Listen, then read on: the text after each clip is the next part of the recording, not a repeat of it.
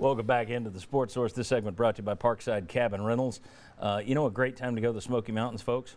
It's coming up, May. It's a great time to get to Sevierville, Pigeon Forge, Gatlinburg, because most spring trips, spring break stuff will already be over. Summer vacations won't have started in full, and that means that May window is spectacular in terms of attractions and destinations without as much traffic and lines. And the best place to stay when you get up there? Well, of course, Parkside Cabin Rentals. They have dozens upon dozens upon dozens of different cabin layouts for you. You can check them all out at their website. And the Ogle family's been taking care of hospitality in that county and at the national park there for nearly 100 years. ParksideCabinRentals.com to learn more.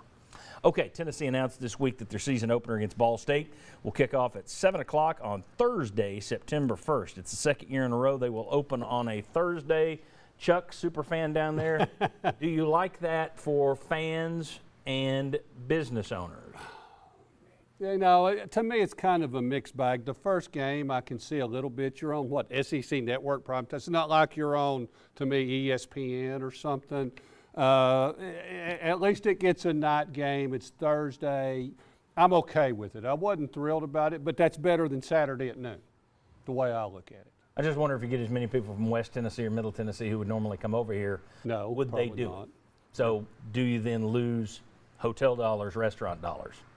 So 2 years in a row. I could see you doing it once last year to get on television.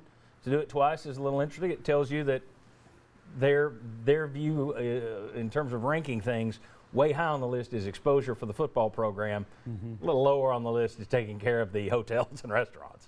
Yeah, I mean, I think at the end of the day, it's sort of just like, hey, recruiting and exposure is more important than mid-state fans, which is probably a good, ranking of how things, getting more talent, especially right now. People don't want to hear it, but that's... Yeah, it's like you still need good players. And if you're on TV on Thursday night, the first night of the season where people are going to want to watch the games, you're going to have a lot more people watching it. The problem is, granted, you're not opposite 50 other games, but there'll be some other game out there opposite you.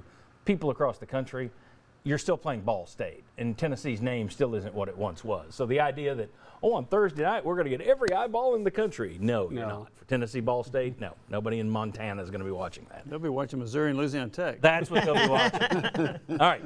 Let's take a look very, very quickly here. I wanted to look at month by month. What is the most important month for Tennessee's football team this year? What's the most important month? Which is going to have the biggest impact on the season, gentlemen? I've got September. I got September because I think there are two 50-50 games in there, at Pitt and Florida.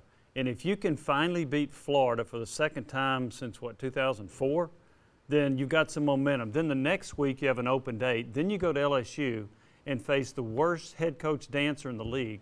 So I think that if you're 4-0, you got some confidence. I like the ability to then maybe upset LSU. I'm going to go September. Okay, September. Anybody? No, I'm all about the close. The close sets the entire conversation for everything. And they remember what you do in November. Exactly. If you're competitive against Georgia and you close the season with 3 wins, probably against an improved South Carolina team, an improved Missouri team, a Vanderbilt team that exists.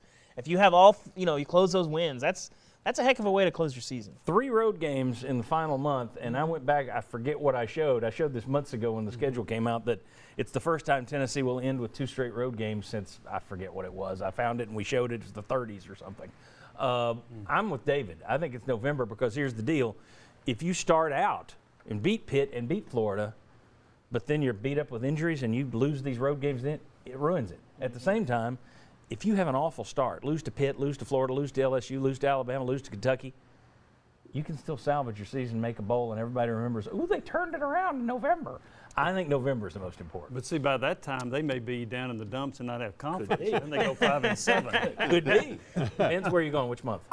Honestly, it's very close. It's a great question, but I'm going to go with October because I think there's 2 games there that are in the balance, and that's Kentucky and then at LSU. And then UT Martin is ideal because you're beat up after Alabama, and then you have a lesser opponent, so you can manage that. And then also what's left of you, to your point, what's left of you for that stretch run in the end. I think managing October and maybe getting 3 wins out of that would be huge for them. LSU's such a wild card, Yeah. and getting a win in Death Valley, regardless of how good LSU is or isn't, that will resonate with fans. That's why that 4-0 start so far.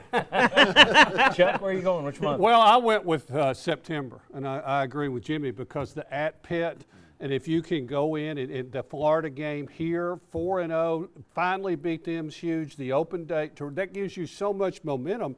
And when you look at October, that's not the typical murderer's row, right? That's not as tough as Octobers have been in the past.